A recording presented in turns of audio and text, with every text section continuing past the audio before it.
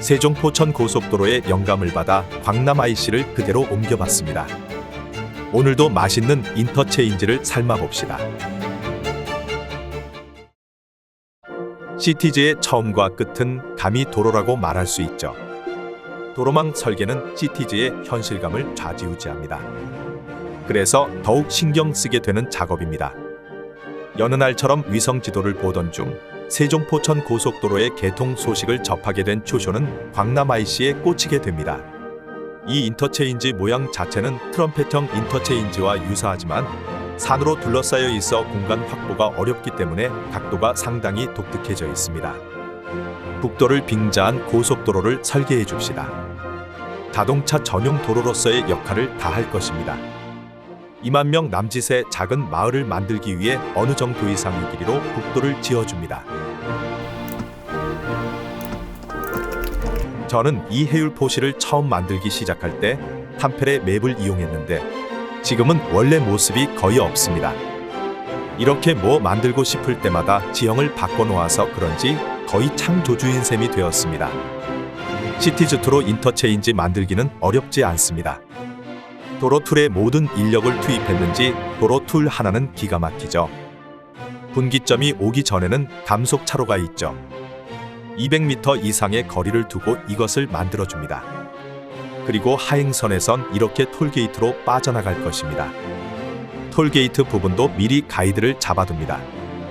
T자 형태의 입체 교차로를 만들기 위한 작업을 시작합니다. 가속 차로도 잊지 말고요. 모든 방향에서의 진출입로를 만듭니다. 무언가 뜨개질을 하는 느낌과 비슷합니다.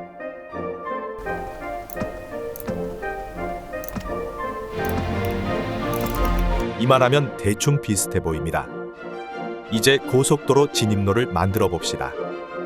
이 인터체인지는 특이하게도 상행 하행으로 진입하는 진입차로가 상당히 길게 붙어 있습니다. 보통 이곳이 아니라 이곳에서 들어가는 것이 보통이지만 고도 차이나 지형 문제로 이렇게 변한 것 같습니다. 원 모양 중간까지는 붙어 있다가 직전에 분리되는 식으로 설계합니다. 먼저 하행 진입 차로를 연결합니다. 다음 차례는 상행 진입 차로입니다. 차로를 분기하고 이어지는 도로는 고도를 조절해서 본선 아래로 들어갈 수 있도록 합니다. 본선은 고가도로로 변경하면 차량들이 드나들 수 있을 것입니다. 꿀팁 중 하나가 있는데요. 거꾸로 도로를 짚고 쭉 이어준 다음 교체 토글을 눌러 도로를 잡고 드래그해서 방향을 뒤집어주면 좀 더 편리하게 인터체인지를 만들 수 있습니다. 톨게이트 부분도 작업합시다. 로드빌더로 만들어 놓은 템플릿이 있어 이걸 활용해 줍니다. 요즘 다차로 하이패스가 많은 것을 고증해서 조금 변형시켜 줍니다. 그 외의 작업은 톨게이트 만들기 작업과 매우 유사합니다. 나무를 심어줍시다. 뒤덮어줍니다. 실제 광남 IC 근처에는 창고, 공장들이 꽤 많더군요. 그 느낌을 살려서 다양한 일자리를 창출해 주려고 합니다. 제조업 공장 건물을 건설해주고 주차장을 신경 써서 만들어줍니다. 사실 활용도 못하는 주차장이지만 느낌만 내면 그만입니다. 큰 화재가 났습니다.